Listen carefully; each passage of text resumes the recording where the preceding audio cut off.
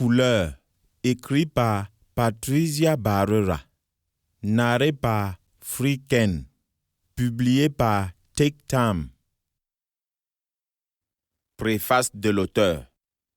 J'ai écrit le livre sans y penser, mais en écoutant littéralement les voix qui sortaient des profondeurs, de ce quelque chose d'impalpable et absorbé que j'ai défini mon âme. Ce sont des voix, des réflexions et des histoires hors du temps, nées dans un endroit éloigné qui est fantastique mais qui puise dans mon expérience et dans les expériences psychiques que j'ai recueillies en chemin. Chaque histoire est marquée par une couleur et une image pour vous offrir une expérience globale et archétypale. Ce sont des histoires intuitives, peu logiques, presque surréalistes. Les lire, c'est ouvrir une fenêtre sur un monde spirituel collectif qui est en chacun de nous. J'espère qu'ils pourront vous donner un moment d'évasion et de réflexion avec leur cœur de couleur poignante, un héritage incomparable de notre existence. Patricia Barrera. Je suis l'eau bouillante dans les vallées qui touche la pelouse avec ses mains mouillées. Et je suis l'eau qui tombe dense du ciel, qui se rassemble doucement dans le creux sombre des arbres. Eau des sommets enneigés, eau rugieuse et sombre qui pleut sur les fleurs. Où que ce soit, et qui que je sois, je serai toujours de l'eau. Les gouttes amères, les tiges ardentes générées de ton amour pour moi. Couleur, bleu. C'est cet été que je devins sa femme. Je me souviens encore des pommiers qui donnaient sur les champs comme des soldats en fête et du long chemin qui nous séparait des bois. Là, il y avait notre maison et c'est là que cela s'est déroulé. J'étais jeune et perdu dans ce bruit de voix, dans le tourbillon des couleurs qui précèdent le coucher du soleil.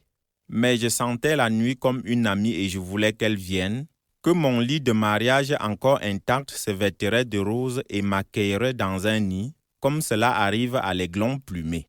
Je portais son visage sculpté dans les yeux, le front haut, le regard sévère, les lèvres turgescentes. Et puis les mains.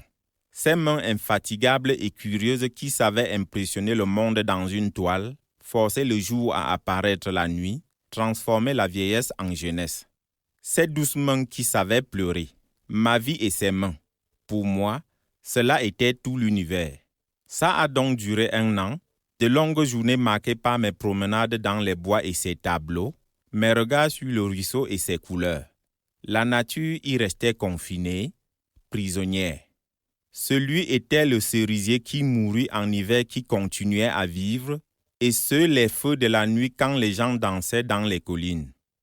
Et les désirs tacites, les émotions subies, tout était confus au moment où le pinceau s'éloignait pour découvrir où se cacher. Parfois, il continuait à peindre pendant des heures. Puis, comme s'il se réveillait, il regardait autour de soi et me voyait et c'est seulement de cette façon que je savais que la nuit était tombée. Il me prenait et nous nous aimons. Ses ménos dessinaient toujours mon corps et il n'y avait aucune passion en lui. Seulement des fantômes, seulement des couleurs.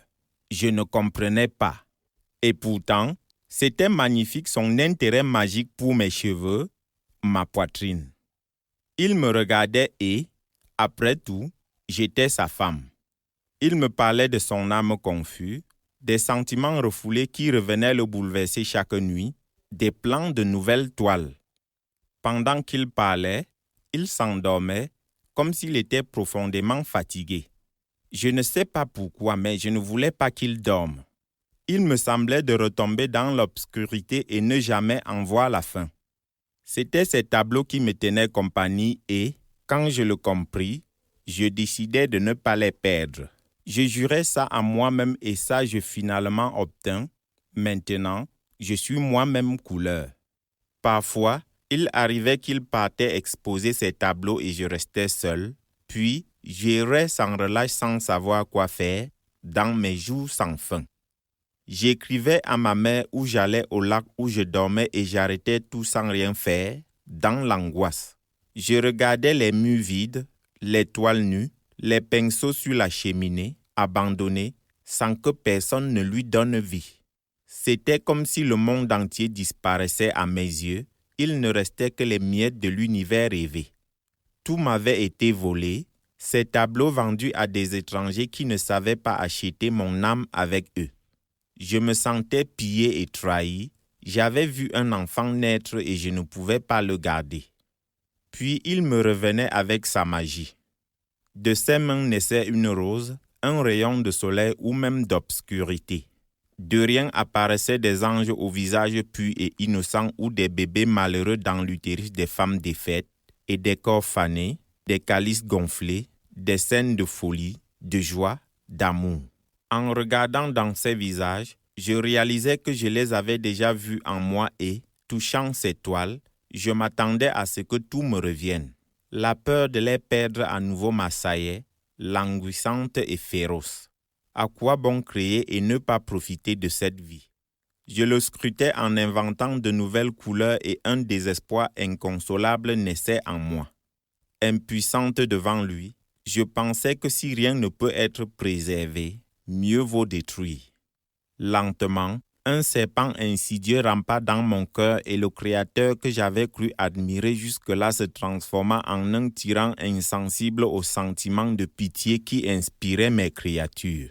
Je me rétractais dans ses bras et ne lui accordais plus rien, m'efforçant dans cette solitude amère qui accueille les âmes mortes. Il me regardait comme s'il ne me voyait pas, et maintenant, je sais qu'il souffrait. Peut-être a-t-il été pris par un choix, par ce doute odieux qui me tua plus tard. Maintenant, je comprends qu'il languissait sans savoir choisir entre la femme et ses couleurs. Un nouvel été arriva sans que rien ne change, mais un jour il ne peignit pas et me rejoignit dans les bois.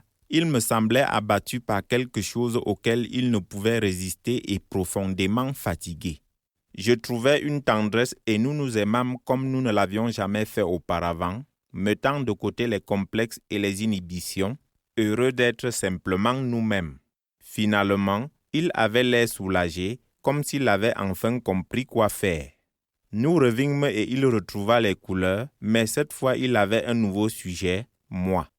Pendant des heures, je restais immobile à regarder ses mains agiles sur la toile, rapides et astucieux entre les brosses comme si elles n'avaient pas d'autre nourriture pour celle-ci. Le jour mourut et lui, il était toujours penché sur l'image, la femme représentée riait, éternellement heureuse dans sa jeunesse éternelle. En la regardant, ce n'était plus moi. Derrière elle, une porte entr'ouverte me faisait signe d'entrer, et je me demandais ce qui pouvait être derrière si secrètement que je ne pouvais pas le voir. Encore une fois, cette misérable tristesse me prit et je ne pus y échapper, et de tristesse cela devint langueur, puis folie. Me perdrais-je encore? Ne me retrouverais-je plus? Et qui m'achèterait cette fois? Mon âme était dans la peinture et je ne pouvais pas la défendre aux yeux des autres. Il se leva et m'embrassa longtemps. Savait-il que j'allais partir? Cette nuit-là, je ne pus pas dormir. Mes rêves étaient d'étranges appels de mondes perdus dans le temps. Puis je réalisais que c'était la porte peinte qui m'appelait. Je courus vers le jardin et le tableau avait bougé. La porte maintenant ouverte montrait un abîme noir d'ombre et, finalement, de couleur. Avec un saut, j'étais à l'intérieur et je ne pouvais plus sortir. Comme la nature captive, j'avais été sculptée dans la toile et j'étais morte. Depuis ce jour, il n'a pas peint d'autres tableaux et n'en a plus vendu, car il ne sait pas où mon âme s'est réfugiée. Depuis, les arbres sont gris et les visages des anges ont disparu comme de la fumée. Il ne peut pas reconnaître la lumière de la nuit et ne peut pas distinguer le feu de l'eau. Et je ne peux plus le lui dire maintenant, car je suis derrière la porte, où il ne peut jamais me voir. Maintenant je pleure, me sentant misérable dans ma faiblesse humaine. Tout est fini, et je n'ai plus de voix pour avouer que c'est moi qui lui a volé ses couleurs. La musique du diable, rouge. On disait que cette musique avait été composée par le diable. Rumeur, ébat, superstition, mais il l'avait jouée plusieurs fois, cette musique, et n'avait jamais vu le diable. Et il savait certainement à quoi cela ressemblait, avec ses cornes pointues, l'air arrogant et le chapeau noir, comme cela apparaît habituellement, et ensuite c'est effrayant parce qu'on sent son souffle chaud sur vous. Mais quant à la peur, il ne l'avait pas. Au contraire, cette musique semblait le soulever là où le diable, comme on dit, n'aurait jamais dû être là. Et chaque fois une profonde paix tombait dans son cœur qu'aucune chose terrestre ne pouvait donner. C'était cet amour pour l'univers qui palpitait dans sa poitrine quand il jouait, à l'inciter à continuer à le faire, cet étrange accomplissement des sens. Et puis il se sentait bien, ou plutôt désireux de le faire, même si finalement la bonté l'ennuyait autant que le mal, et chaque fois il finissait par se replier sur lui-même et il ne faisait rien de ses sentiments. Ainsi tous les jours, satisfait de lui-même, puis mécontent, désireux de se concentrer sur ses notes et fatigué d'eux. Et puis il y avait cette étrange nausée pour les gens et pour lui-même, après avoir joué, qu'il ne comprenait pas mais ne pouvait m'empêcher de désirer. Finalement, il s'habitua à cela et ne l'a plus remarqué, considérant cette chose comme un petit prix à payer pour profiter d'un cadeau précieux. Le diable, il n'existe pas, dit-il, citant son propre bonheur comme preuve.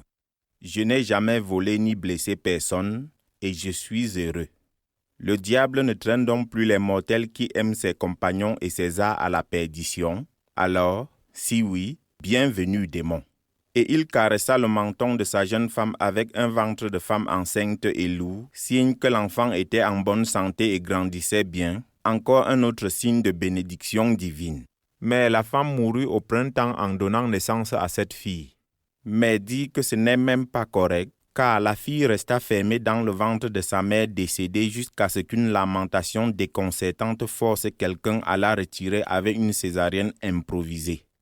Ses yeux étaient ouverts et elle était vivante. Et puis tout le monde pensait qu'il y avait quelque chose. Nous espérons que vous avez apprécié cet aperçu. Pour continuer à écouter ce livre audio sur Google Play Livres, utilisez le lien dans la description de la vidéo.